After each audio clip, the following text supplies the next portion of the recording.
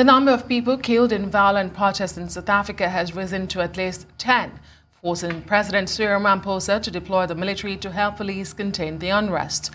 The riots started off as protests against the jailing of the country's former leader, Jacob Zuma, for a contempt of court conviction his supporters say amount to political persecution.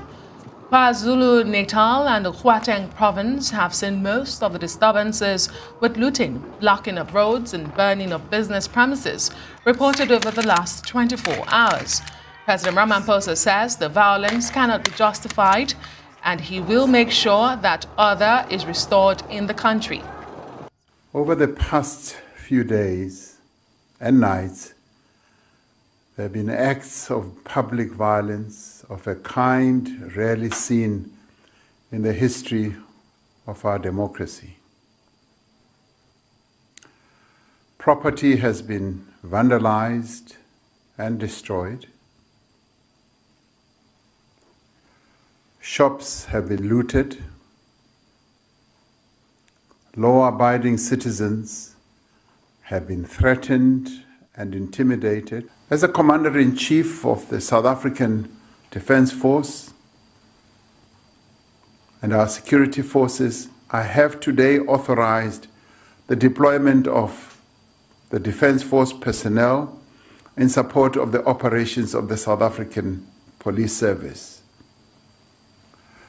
The National Joint Operation and Intelligence Structure, known as NetJoints, has intensified deployments in all the affected areas. We will not hesitate to arrest and prosecute those who perpetrate these actions and will ensure that they face the full might of our law.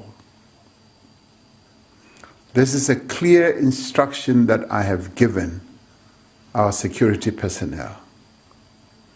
We will restore calm and order so that we can get on with the task of rebuilding this country and creating a better life for its people.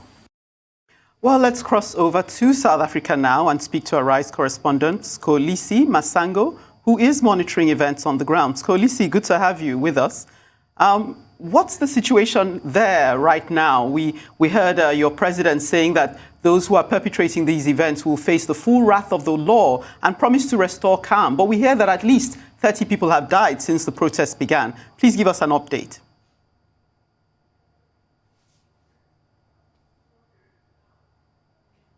Can you hear me? I can tell you right now that the situation remains volatile in the country. Now, not too far from where we are right now in Soweto, just in the south of Joburg, in places like Diepkloof, we've seen how police, as well as members of the military, the SANDF, have been deployed there. Now, the Premier of Gauteng, who is essentially tasked with looking after the province, David Makura, is addressing members of the public as it is right now. Of course, alluding to the fact that police officers, as well as, members of the community that are against the looting, are overwhelmed and have their hands full, and of course welcome the decision by the president to deploy members of the military to come and assist with the situation. It would seem like that South Africans right now are having free rein as they continue with the looting. I was shocked this morning to witness how just 4 steps away from a police station, about 14 steps from a police station, community members were still at a mall, still looting shops, still destroying property as it is, damage that could, add up into the millions of rands right now. And some of the business owners who happen to be local South Africans, who happen to be young South Africans that are trying to make ends meet for their families, have come out to complain, to say that they understand the plight of South Africans, but to take to the streets and burn the properties that are expected to feed some of these communities, to feed people's families and put food on the table is not acceptable. As it stands right now, members of the SANDF have hit the ground running in some parts of Gauteng where we are right now, as well as in KZN, which has been identified as a hot spot.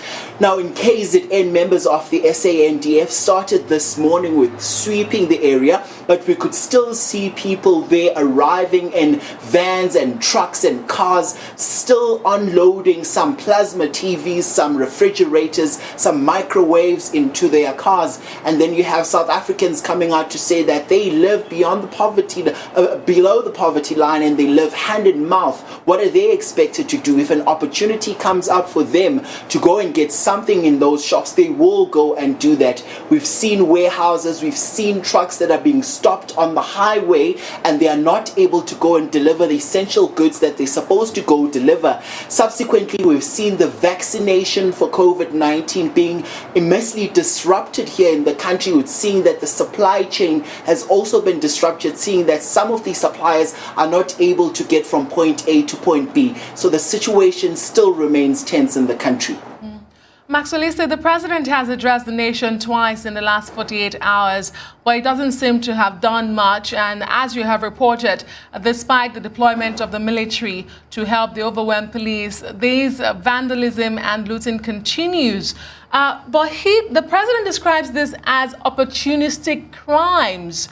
Why are these people on the streets, MXOLISI? Is the president right? Are these just opportunistic crimes, or is there more to it?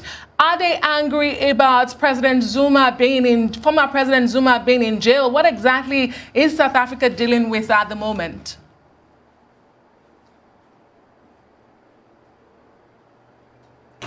You know, to really find what the actual cause for these violence is, it would be very interesting to, just for us to also pay attention to what the State Security Agency is going to come up with, because we've just been told actually the past 30 minutes or so that they will be investigating to find out whether close allies of the former President Jacob Zuma actually linked to the protests that we've seen be sparked from KZN, where President Jacob Zuma has a very strong hold. And you've rightfully mentioned, President Cyril Ramaphosa says there is a criminal element that is linked to the looting that we're seeing in the country right now. Went on to say that all those people who are found to be looting and on the wrong side of the law will be dealt with harshly.